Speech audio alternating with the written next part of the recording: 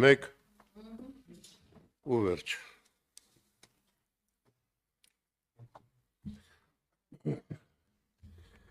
Բարև ձեզ, հարգելի լրագրողներ, իմ ներածական խոսքը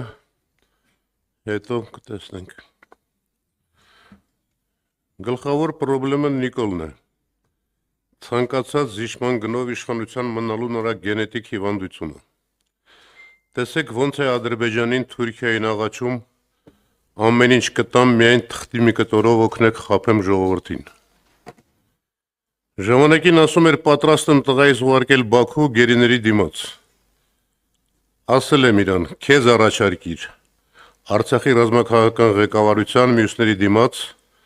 սա նրանցից ոչ մեկի եղունգը չարժե։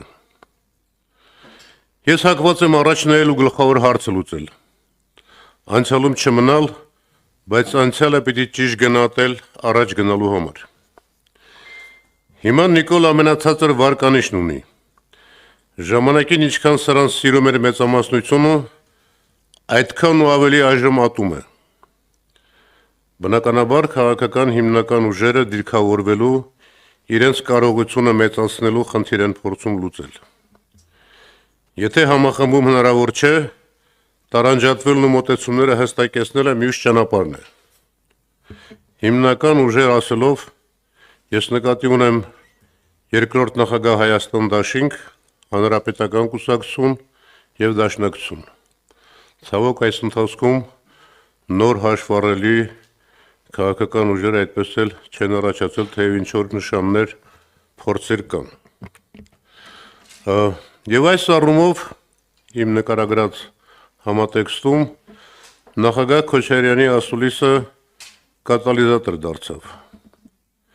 Երկրորդի ծանրակշիռ ներկայությունը շատերի մոտ է խնդիր առաջացնում։ 2015-ից Հայաստանը խորհրդարանական երկիր է։ Փաստ է։ 2018-ին գործադիր իշխանությունը հանձնել է խորհրդարանը։ Հետո էլ ազգային ժողովն է հանձնել։ ՀՀԿ-ն մեծամասնություն էր։ Կարող է ինչ հանձնել։ Իրենք են ասել, եթե իմանայինք այսպիսի հետևանքներ են լինելու, այլ կերպ կվարվեինք, ավելի վճռական կլինեինք։ Մինչև վերջին պահը համոզված էին, որ ամեն ինչ վերահսկողության տակ է։ Այդպես էին զեկուցում։ Էլեկտրիկ Երևանի նոր տարբերակն էր։ Հետո միանգամից փլվեց։ Արտաքին ուժային կենտրոններից մեկը զանգվածը մեծացրեց, փողով, հկներով, այլնով, մյուսը տեսավ, որ բանը բանից անցնում է, որոշեց անմասն չմնալ, զանգվածը կրկնապատկվեց։ Այստեղից էլ ես Նիկոլին չեմ պարտվել,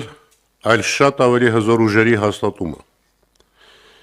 Երեկ էլ արդարացման նոր թեզ։ Իշխանությունը հանձնել է ժողովուրդը հեղափոխության միջոցով։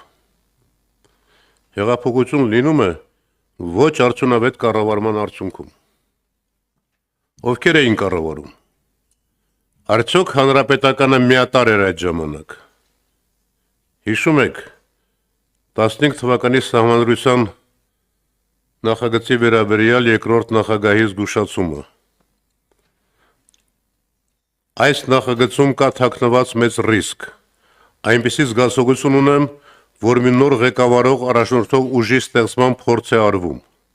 Սա ասվել է 15 թվականին։ Այո, ուզենք թե չուզենք հարցեր կան, որոնք պիտի պարզաբանվեն։ Եթե երրորդ նախագահը չառաջադրվեր վարչապետ, ինչ էր լինելու։ Ինչ էր լինելու, եթե իրենցից մեկին ընտրեին։ Հիմա ինչ որ մարդիկ տողատակերում ու արդեն նաև բացահայտ փորձում են Կարեն Կարապետյանին մեղադրել։ Ազնիվ չէ։ Կարենը 17 թվականի պարլամենտում 2 պատգամավոր ուներ։ Ես հորդորում եմ մեր գործընկերներին ամփոփել այս թեման, արձանագրել տարանջատումը եւ գործել գլխավոր հիմնական ուղղությամբ, ամեն մեկն իր պատկերացրած ձևով։ Եվ վերջին մի հաստատում իմ կողմից։ Հավատարմությունը, երախտագիտությունը, բարոյական պարտավորությունը մարդկային բարձր արժանինքներ են։ Ինչ որ ազդեցություն կարող է ունենալ նաև այլ կարգի կախվածությունը։ Բայց սրանք չպետք է խանգարեն մարդու սկզբունքներին, սեփական դեմք ունենալուն, ինքնուրույն մտածելուն ու գործելուն։ Շնորհակալ եմ։ Հերթով հարգելի լրագրողներ, Ռիփսիմե Ջեբեջյան, ձեր հարցը։ Խնդրում եմ սկզբում մեկական հարց տալ։